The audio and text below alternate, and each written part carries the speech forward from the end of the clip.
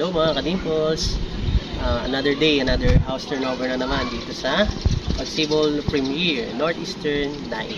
So, dito, meron kaming ipipresent sa inyo na bagong turnover unit namin kung saan tuwan-tuwa si client. Ito yung pinaka-resibo namin. At kung bakit siya natuwa, tara alamin natin. Kaya samahan niyo ako.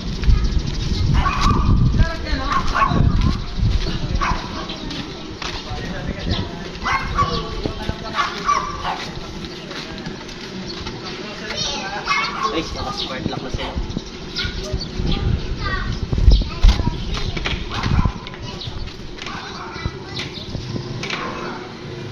So, ngayon, dito tayo ngayon sa kanilang living room. Saan nag-install tayo dito ng kanilang center light. Yung center light provided yan yung owner. Always provided ni client yan para makapili sila ng kung ano yung gusto nilang style and design at yung pasok sa budget nila. So, meron na rin sila ditong furnitures. And, meron na rin silang appliances. Okay? So, eto, TV console natin, yung TV rack natin. Yan. Okay. Yan. So, sa mga gusto mo pagawa ang ating TV rack, meron tong storage. No? Okay, so, before natin pasukin yung storage, papakita ko na itong TV rack natin ay meron din siyang mga drawers nila. Which is naka-push to open. Okay. Yan. Okay. So.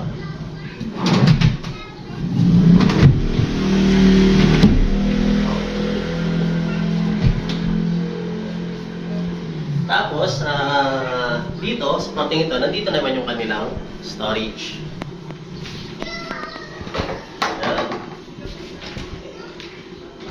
Tadan! Okay, so storage nga guys. So, huwag na po tayo mabigla. Ganyan talaga. Hindi pa nakakalipat ng IC owner dito. So, nagdala lang sila ng file ng nilang gamit. Okay? And ang kanilang dining table. So, yun. Meron na silang dining table. Kaya medyo marami tayong leisure showcase dito. So, ito, in-install lang din natin. So, sila pa rin ang pumili niyan guys. So, ngayon, syempre, pagka may dining tayo, meron din tayo dapat kusina. Yun, ang kusina natin, usually package to pag ginagawa namin. Pero syempre depende kung hindi na kaya ng budget mo, pwede nating hatiin yan, chop-chopin natin yan para maging budget araw mo. Dito sa area na to, located yung pinaka-fridge nila, which is hindi pa na-transport galing doon sa kanilang lumang bahay. Ito naman, in-order nila through online, tinulungan lang namin silang magkabit at mag-assemble and mag-install. Okay? So, ito yung kanilang gripo. Yan. Okay. Sa mga nagpapagawa ng cake dyan sa amin, kasama po ito sa aming services yung pag-i-install nito. So, po-provide nyo lang yan. It's either provide nyo or kami ang bibili. Nasa discussion naman natin. Okay. So, sa ilalim, syempre, may mga cabinets po yan. Okay. So, ang pinto natin dito ay mga naka-hydraulic or soft closing hinge. Okay. So, ito naman yung ilalim ng ating pinaka-sink. So, maluwag yung ilalim niyan. So, pwede mo talaga siyang paglagyan ng mga malalaking kaldero. Katulad nito, pwedeng lagyan dito ng galon. Ayan. Okay. And then, syempre dito, sa kitchen natin, hindi nawawala yung ating kitchen organizer or yung, ito, katulad nito, utensil drawer. Ayan. Bumili lang sila ng ilang piraso para pag pumapasya sila, may magamit sila. And then, meron silang lagayan ng baso, which is wala pa yung baso, guys. Normal yun. And, lagayan ng plato. So, ang tawag dito ay mga pull-out trays or stainless pull-out trays. Kasama po yan sa in-offer nating package kapag nag-avail ka ng kitchen setup. Okay? So, yan. So, meron pa rin po dito. Okay. So, ang kailangan mo na lang gawin ay bilhin niya ng kitchen organizer. Sa mga naghahanap ng mapapanood na videos namin, don't forget to subscribe and follow sa aming mga social media namin. Okay. So, ito yung aming YouTube account. So, tara, kahit naman tayo ngayon sa taas.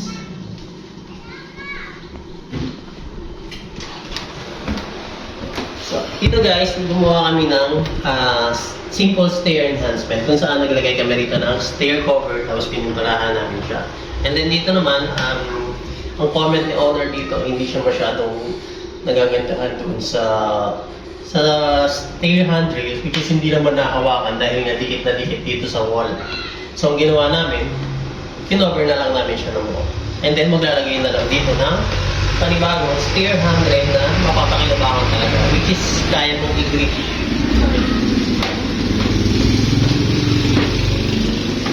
And syempre sa buhay natin, hindi nawawala yung pananampalataya regardless of your religion. Dito, Catholic sila. This is a Catholic family. So kung saan, pagawa sila sa ating ng altar. Okay. Yun. Then, babalikan natin ito mamaya pag medyo dumilim-dilim na para mas ma-appreciate natin yung lightings na itong altar. Okay.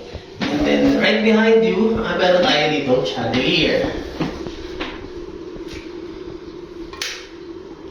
Yun.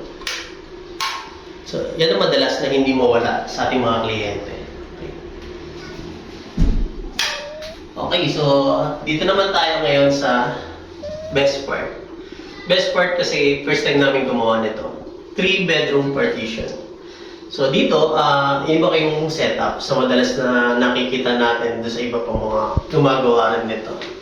So unahin na natin ating master's bedroom.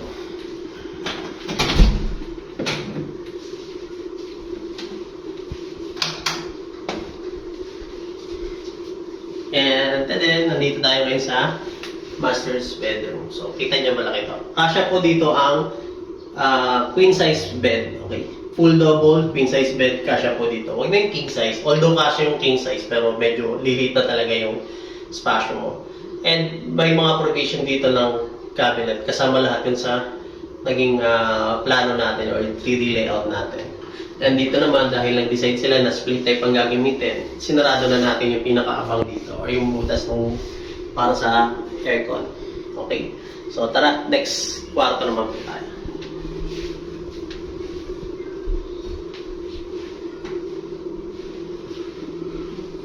Dito guys, meron sila nag-iisang prinsesa. Papasukin natin yung kanyang kwarto. And then, alright, yan. Yung prinsesa nila, naka-aircon dito. Pero yung aircon nila, hindi pa natatransport kaya ng sinabi ko kanina. So marami pa silang hindi nakakakot. And itong bed na ito na nakikita ninyo sa baba, single size bed ito, 90 cm wide, 75 inch long. Okay, standard naman yun, pare-pares naman palagi yun. And dito sa kwarto na ito, meron itong exhaust fan, which is papakita ko sa inyo. Yan guys. So yung exhaust fan na yan ay matagos sa kabila. So ayun. Yan, hindi yan nabot ni baby kasi pang matanda yan. Mga ganyan trabaho, okay? So parents po ang gagawa niyan. And then okay. Yan, ito yung kanyang kwarto, no? So yung palang kanilang window grills na ginawa namin, meron yung lock. Okay, so fire exit po yan, pati yung nandun sa master's bedroom.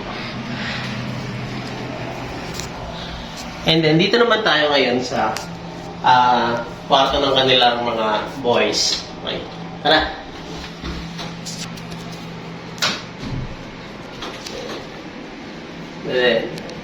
So dito, same size ng bed, single bed to. Dalawa yung boys nila, pwede dito ang double deck. Okay? So, meron ditong maliit na space na medyo pagtatakaan nyo kung bakit meron dyan, no? Para yan sa kanilang study table. And then yung sa taas, pwede pa yung lagyan ng cabinet, which is nakaplano rin.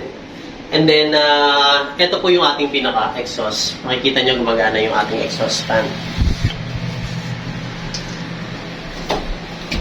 So, ang reason bakit may exhaust fan dyan, para sa ating aircon sharing. Kasi maliit lang naman yung space nito eh. Kabuuan nitong kwarto nito. Na around mga 10 to 12 square meter to. So, tama-tama lang itong pang isang kwarto kung tutubusin. Pero, as you can see, nagkasya naman siya at maluwag-luwag pa rin yung setup.